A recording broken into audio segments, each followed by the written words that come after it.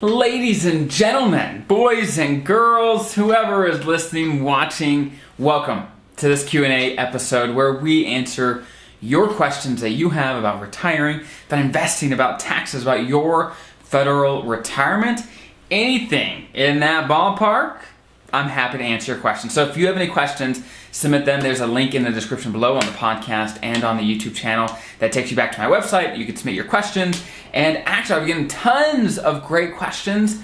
And so thank you. Thank you for participating. It helps the entire community when you ask your questions. Because I'm sure if you have a question, I'm sure hundreds, if not thousands, of your fellow federal employees also have that question. And by you asking it, it can help them definitely get the answers and the information that they need to get the most out of their retirement, as well as you get the answers that you need to get the most out of your retirement and retire confident, because that's what we're about. That is all that we talk about here on this channel. So we're going to dive right in. We got 3 great questions today. Question number 1. They say, we all keep hearing about magic retirement dates, whether it be at the end of a pay period, end of a month, or end of a year. But for a person not really interested in cashing out annual leave and they want to retire mid-year, what are the things that they should think about when thinking about these magic retirement dates and some of the things they may or may not get by retiring just when it makes sense for them and not for these quote-unquote magic retirement dates? And this is a great question. So if you're not familiar, what he's talking about here is there's some reasons to retire at the end of a year, for example. As you know, your annual leave, only so much of it moves on to the next year. So if you got a lot saved up, then you want to retire at the end of the year, because for every hour of annual leave that you have on the books, when you retire, you get a check for that amount. So people really like to maximize that, right? So that happens at the end of the year. When it comes to retiring at the end of a month, for example, basically your pension is going to start on the first day of the month after you retire, right? So if you retire on the last day of the month, your pension is technically going to start the next day, right? Which is great. That's what we want. Obviously, it does take time for them to process your application. You probably won't get money the next day, but on paper, you'll get it right away, right? And they'll always back pay you what they owe you. But if you retire in the first of the month, it's not going to pay until the first of the following month, right? So it really makes a lot of sense often to retire as close to the end of the month as possible. Now, really, when it comes down to it, retiring and life in general and money in general, money is a tool to help you get to where you want to go in life, right? That's all it is. Whether that's retirement, whether it's financial independence, security, whatever it is, money is just a tool, okay? And if it doesn't make any sense for your life to retire December 31st or the end of the year or end of a month, whatever it is, then don't retire then if that doesn't make any sense. Now, if you can align the two where it makes fine sense for your life and you can maximize your benefits by the time that you pick to retire, by the day that you pick to retire, it doesn't really make a difference, awesome. The most important thing is that you know the ramifications of when you retire when it comes to your benefits and what you're trying to do. So if it really doesn't matter much when you retire, then yeah, might as well line things up. But if you really want to retire at a specific day in the year, maybe mid-year, beginning of the year, whatever it is, that's great. Make it work for your life. And if the numbers already make sense, you got plenty of money to fill the gaps you need to fill, awesome. It's not a big deal at all. Okay, so those are my thoughts. Question number 2. They say, does it make sense, if you can afford it, to double your employee TSP contributions to reach the IRS contribution limit for a mid-year retirement? Let's say you want to retire at the end of pay period 13, which is about the end of June. It's my understanding that you can contribute up to all your take-home pay in as many weeks as it takes to get to this limit for 1 calendar year. Okay, so this is a great question. Basically, they're asking, hey, I'm going to retire, let's say, the end of June, so halfway through the year. Let's say you get 13 pay periods instead of 26, so half the pay periods possible, okay? They're asking, hey, does it make sense to put in twice as much into the TSP as I normally would to max it out? Because as you know, if you're over 50, you could, at least as of 2021, you can put as much as $26,000 into the TSP. If you're under 50, then it's less. It's $19,500, right? But let's say you're over 50 because this gentleman is looking to retire. So let's say he's over 50.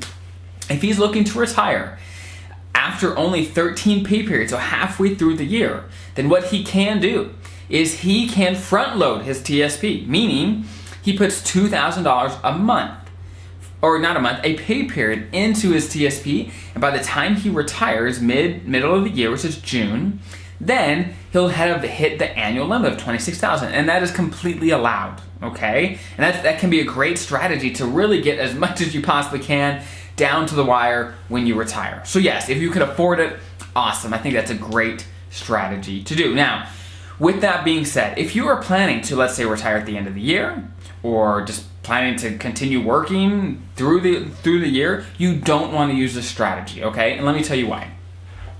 You only get matching contributions when you contribute money every pay period into the TSP, okay? Or let me say that another way.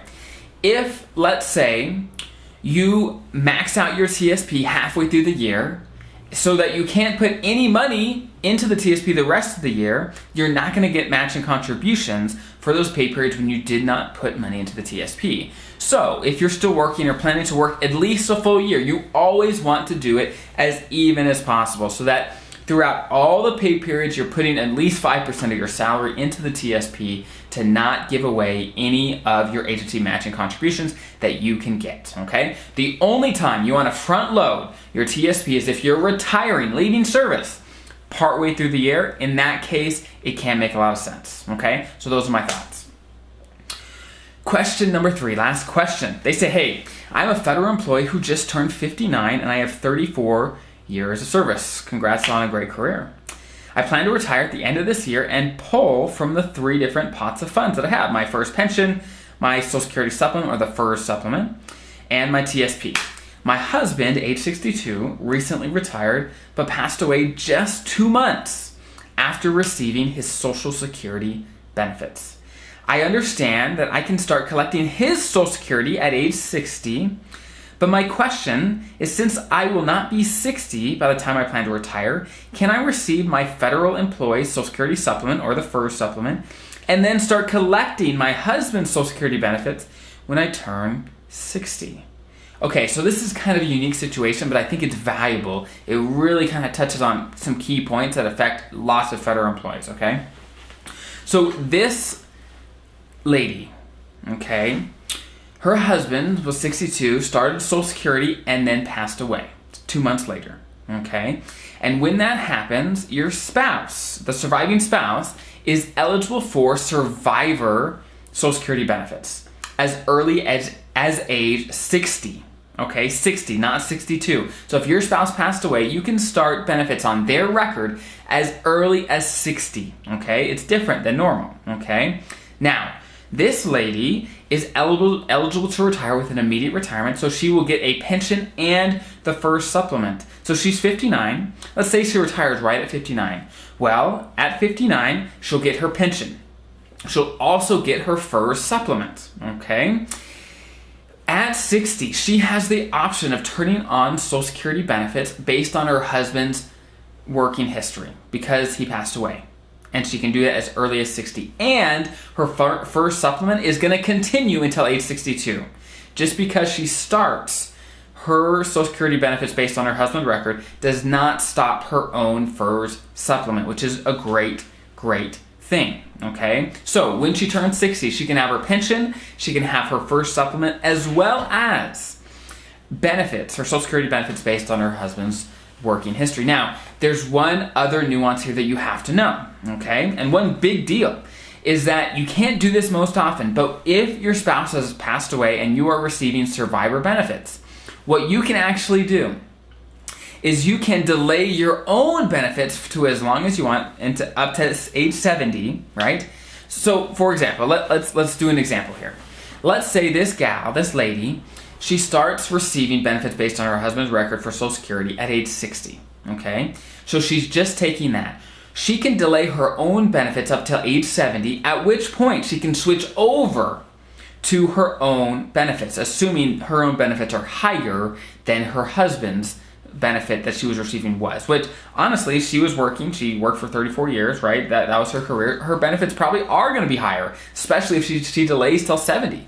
So this is one nuance, that you can only do this if your spouse has already passed away and you're taking survivor benefits, right? If you're just talking about spousal benefits when your spouse is still alive, you cannot delay your own benefit and take spousal. This only works if your spouse has passed away and you are taking survivor benefits. So I hope that makes sense. I hope these questions are helpful for the audience.